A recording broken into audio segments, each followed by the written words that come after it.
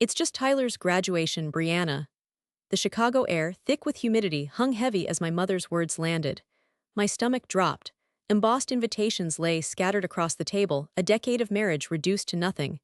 Years of slights crashed down. My hands trembled, the weight of her dismissive tone crushing me. Inside, I was screaming. Outside, I remained composed. Then, a text. My quarterly bonus hit my account. A silent victory. Bet you felt that burn, right? Subscribe for a story where underdogs win. Soon they'll be speechless. 2003. The Christmas bonus ritual. Every year, Dad would theatrically announce bonuses. Tyler, still in high school then, received a brand new dirt bike. Chrome gleamed under the tree lights, an engine purring with possibility. While I, a college sophomore balancing studies and a part-time job, received a generous $50 gift card to the grocery store. Practical, my mother declared, ignoring the dull ache in my chest. The contrast was stark. Tyler's roaring freedom versus my stifled ambition. 2010, my first promotion. I had poured my heart and soul into securing a coveted position at a top marketing firm. I envisioned a celebratory dinner, a shared bottle of wine toasting my achievement. Instead, my parents called to announce Tyler's engagement. "He needs help with the down payment," my father stated matter-of-factly. The celebration of my success was muted, overshadowed by Tyler's financial needs. My parents congratulated me with the same enthusiasm one might use to compliment the weather. The final straw, the 10th anniversary party versus Tyler's graduation barbecue. The invitations had been sent, the venue booked. To have it all threatened by the same old pattern of disregard felt like a slap in the face. "This is important to Tyler," my mother insisted. "He really needs this." But what about what I needed? Had my happiness ever been a priority? The years of silent resentment coalesced into a burning anger. "No," I finally said, the word a quiet tremor. "This time it's about me." The silence that followed stretched taut, broken only by my mother's sharp intake of breath. Then the barrage began, accusations flying like poisoned darts. Selfish, unsupportive, a terrible sister. Each word a carefully aimed blow designed to wound. But something had shifted. The familiar sting was still there, but it was tempered by a newfound resolve. This time I wouldn't cower. I wouldn't apologize for existing, for succeeding. I would hold my ground. Years tumbled by. I built my marketing agency, brick by painstaking brick. Deals closed in hushed boardrooms, campaigns launched to roaring applause. Each success was a victory savored in secret, a monument to my own resilience. No fanfare, no family congratulations, no Tyler-sized celebrations. Just quiet satisfaction. 2018, securing the Miller account. The deal transformed my agency. Landing Miller was a turning point, catapulting my firm into a new stratosphere. Champagne flowed in the office, but at home I remained silent. My parents wouldn't understand, wouldn't care. Tyler would need a new car, and my triumph would be used as leverage. The tension was a constant hum. My mother would call, casually inquiring about my work. I would offer vague answers, diverting the conversation with practiced ease. The truth remained locked inside, a glittering treasure hidden from their grasping hands. 2021, acquisition offer from a global firm. They offered me a staggering sum, a life-altering amount of money. Acceptance meant security, freedom, and validation. I celebrated with Mark, toasting our future in a quiet, intimate restaurant. No celebratory dinner with family, no fanfare, no public announcement. I decided to reinvest in new ventures. One day, Tyler stumbled upon my agency's website. His eyes widened as he scrolled through the client list, the awards, the glowing testimonials. "Brianna," he said, his voice laced with surprise, "you've done well." The compliment felt hollow, tainted by years of neglect. I offered a curt smile, then turned away, the silence thick with unspoken words. "Why didn't you ever tell us?" my mother called that evening. The question hung in the air, heavy with suspicion. My answer was simple, a culmination of years of unspoken pain. "You never asked." The silence that followed was deafening. The following spring, an unexpected wedding invitation arrived. Tyler was marrying someone I'd never met. The embossed card felt oddly heavy in my hand, a stark contrast to the lightweight digital announcements I usually received. My first instinct was to decline, but Mark, ever the voice of reason, suggested attending. "It's a chance to observe," he said, his eyes knowing, "to see how things have evolved." I meticulously prepared.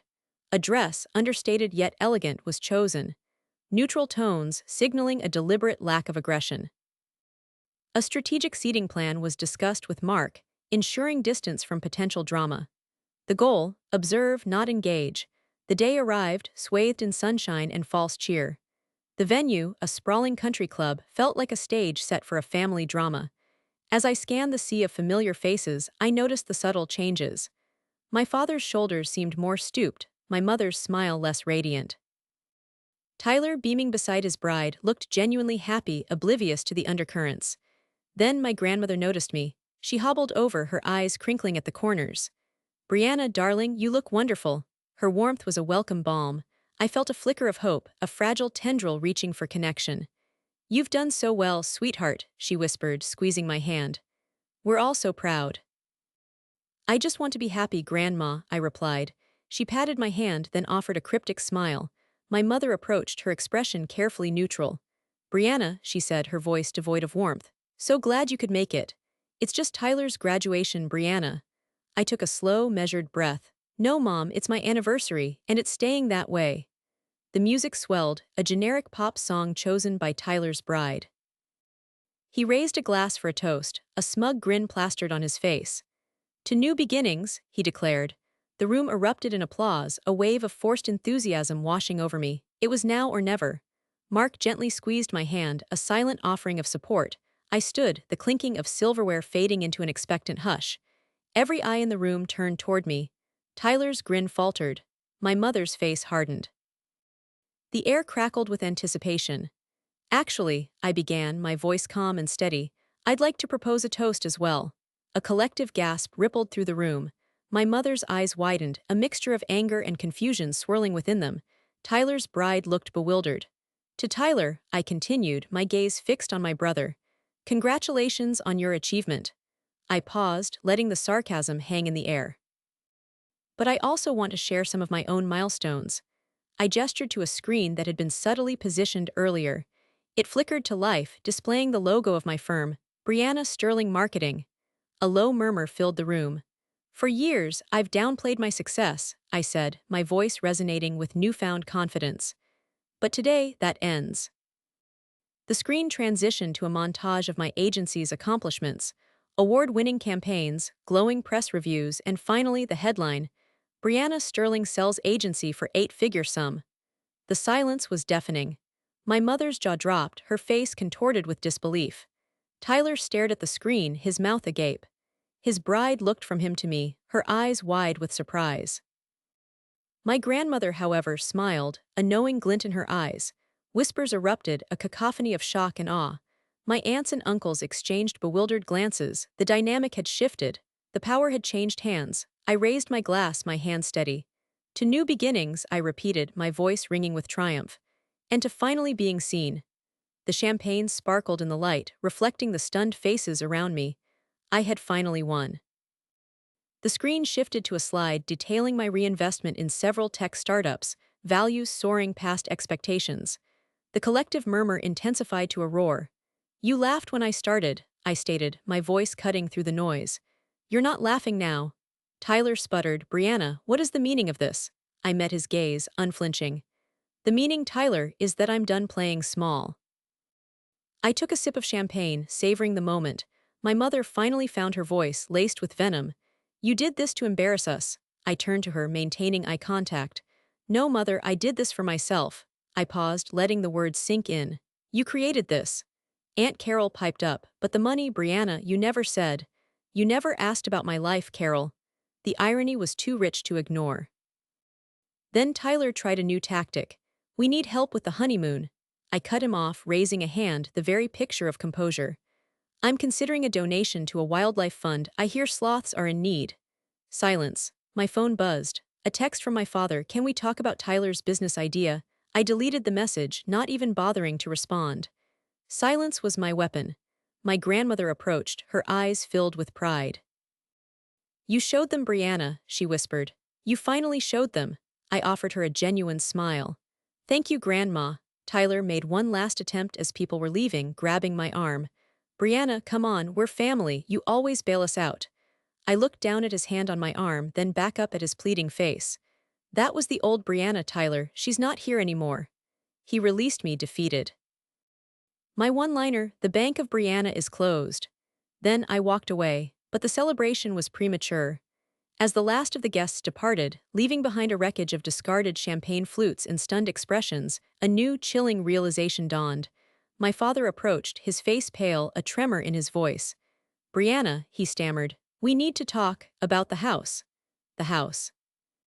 Not just any house, but the sprawling Victorian mansion that had been in our family for generations.